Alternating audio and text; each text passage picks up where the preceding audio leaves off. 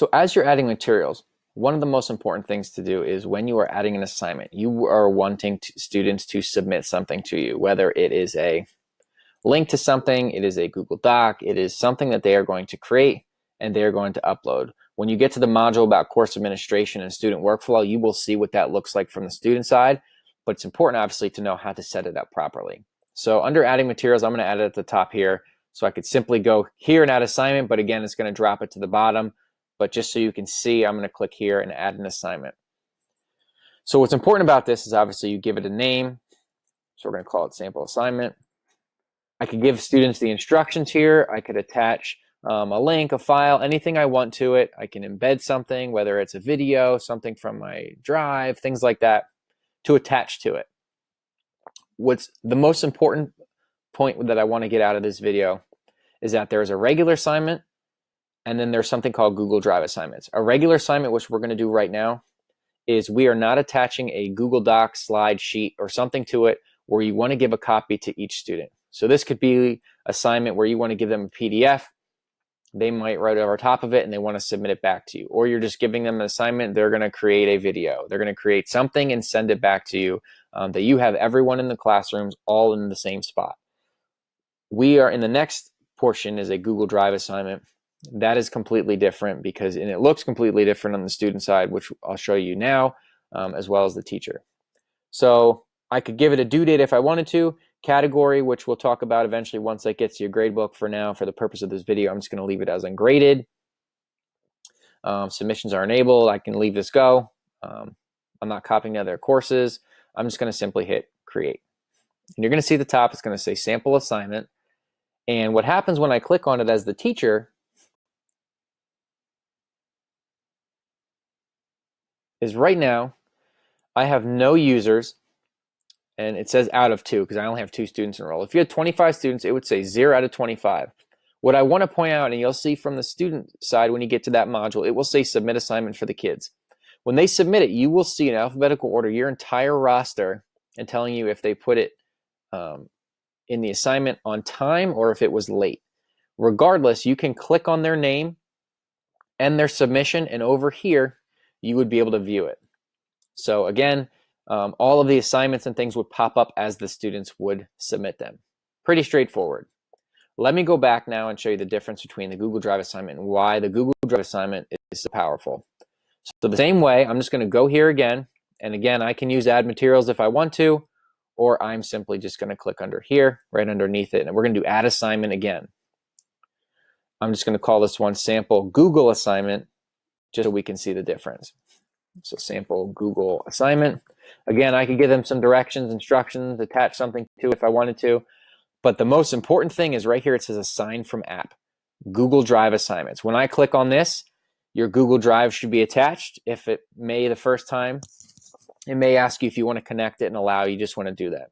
All you need to do as the teacher is you can click on a Google Doc. If you're not sure it's the one you want, you can obviously view it, but you can only attach a sheet, slide, doc, or a Google drawing. You can see my PDF is not allowed.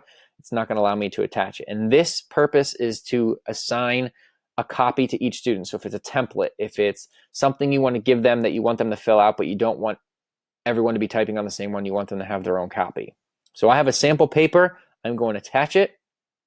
And you will see when it goes back, sample paper, this will create a copy of your file for each student. So when they open it, it will automatically throw it to their drive. Same thing, I could attach a due date to it. I'm just going to do ungraded for the category. And then if I wanted to copy to other courses, I could. One thing I want to point out, I could copy this assignment to every other course. However, each one I'm going to go into and edit, and I have to attach this document to it. It will not do that for you. So this will do it for this one. I could copy it. It will copy the assignment to all my courses. However, it will not attach the Google Doc. You would have to do that manually. So when I hit create, go back to the top, it's going to say sample Google assignment. It's going to look the exact same. If I attached a due date to it, which I did not, it's going to show up over here. But one thing I want to point out, if you remember on this first one, when I clicked on it, not really much happened. It just showed that all my stuff would pop up over here. The cool thing about this one is once you click on it, it's going to display much different. So once this loads over here, it says a description has not been provided. This is where I said you could type in some instructions or directions. Here is the link to the document. And again, you're going to see this from the student view in another module. So what I can do is in progress. When I click on in progress, I would be able to see my entire class list. The awesome thing about this is you can see it says Dylan has not opened this assignment. Lucas has not opened this assignment. Once they have from that point of view, I would be able to see this as Dylan is working live. So if you're in class and you assign something to them, even over a period of time and they're working on it, you could go in this assignment and you could see who's in progress. Over here on this part would be a live working Google Doc. So it's really neat and really powerful to be able to see how students are working on it. And again, you would see their names over here that you can easily click in and out of. The other thing is, let's say Dylan finishes his work, he submits it. His name would be removed from the in progress and his would be under submissions. I don't have any submissions yet, but Dylan's name would show up here. I could do my grading. If I want him to make some changes, I could unsubmit it to him. It would take it out of submissions and push it back to him and put it back in progress. So it's a great way to kind of manage where all of your students are at for that Google assignment and just kind of put them whether they're in progress or submissions. And again, you'll see that from the student side.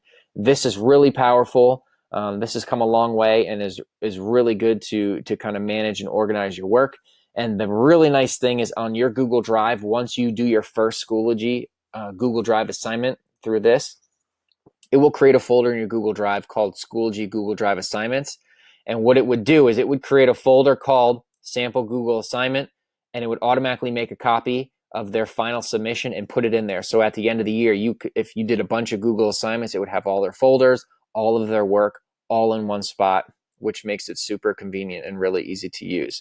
So that's the big difference between the two assignments. First one being regular, second one being the Google one. And again, pay attention to the next, I believe it's the next module, when you see the student workflow, and you'll see what it looks like on their end as well.